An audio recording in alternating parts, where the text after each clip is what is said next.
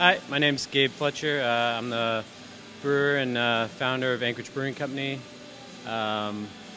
We started back in 2010. My history, I started brewing when I was 21 in 1998 with Midnight Sun Brewing Company, and within a year and a half I became head brewer there and ran that place for 13 years. And then after that I decided to start Anchorage Brewing Company, and so we've been in the business for I think about 11 years now, and we primarily sort of focus on barrel-aged beers and Brett beers, sour beers. We do a lot of barrel-aged imperial stouts, barley wines, a lot of hazy IPAs and pilsners and those kinds of things. So those are definitely our main focus here. You know, when we first started, all we did was Britannomyces beers, pretty much, and it was all barrel fermented.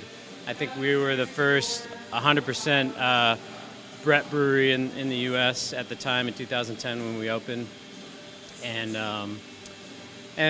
you know, a lot of it has to do with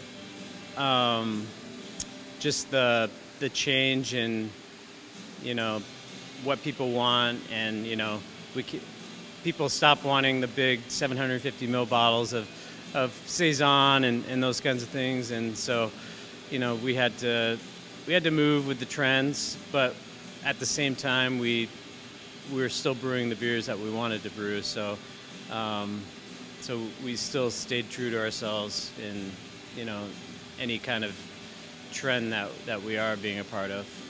At the end of the day, it is a business, and honestly, I like these kind of beers. You know, I like hazy IPAs, I like big imperial stouts, and we kind of started to see a resurgence of the Brett beers and mixed culture beers. So we've been kind of focusing back on those quite a bit lately. So that's been fun. It's pretty different, I would say, to the lower 48.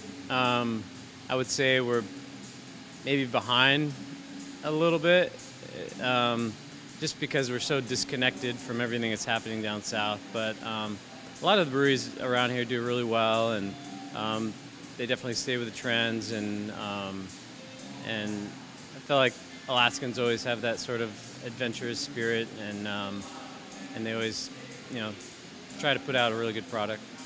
Yeah, the laws are kind of a pain. We have probably some of the most stringent laws in the U.S. You know, we have to be closed by 8. We can only serve 3 12-ounce glasses of beer per person per day. You can only buy up to 5 gallons. No dancing. You know, it's like Footloose. No TVs, no live concerts, no board games. Yeah, it's kind of a little bit ridiculous, but only for the breweries. Brew pubs, so we were a brewery.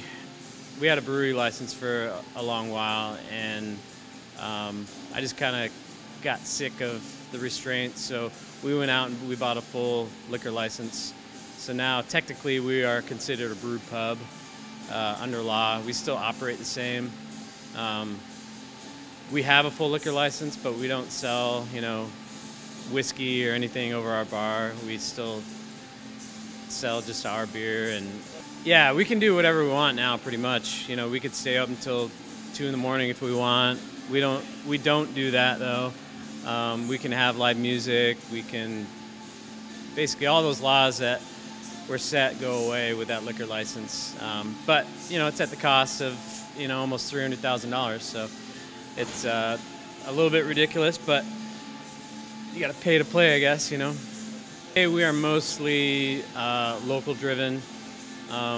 We don't really advertise, and we actually don't push our beer out into the market in Anchorage very much. Pretty much you have to come here if you want the beer. There's a couple select places that we will serve the beer at, but we do get some tourists that come through for sure. But we have a pretty steady and loyal local following, and we like that a lot. So my sister and my brother-in-law, they own Familia, which They do they have their own business, and they run it inside of our facility. So it's nice because, it gives them the chance to start their own thing and be on their own 2 feet and make their own money. But it also allows us to offer food, but we don't have the responsibility of it at the same time, because at the end of the day, I don't want to run a restaurant. We might be one of the only breweries around that actually allows people to sit inside the brewery. You're up against the cask, you're near the brew house, there's no glass. I want it to be more of a situation where people felt more connected to the beer, and they could put their hand on the cask, and also being near all this equipment and the cask and the brew house, it evokes conversation and questions, and it makes the whole experience more interesting. Even we have these 120 barrel fooders that we turned into seating. You're sitting inside of a cask where beer was made, and that gives you kind of a warm, fuzzy feeling.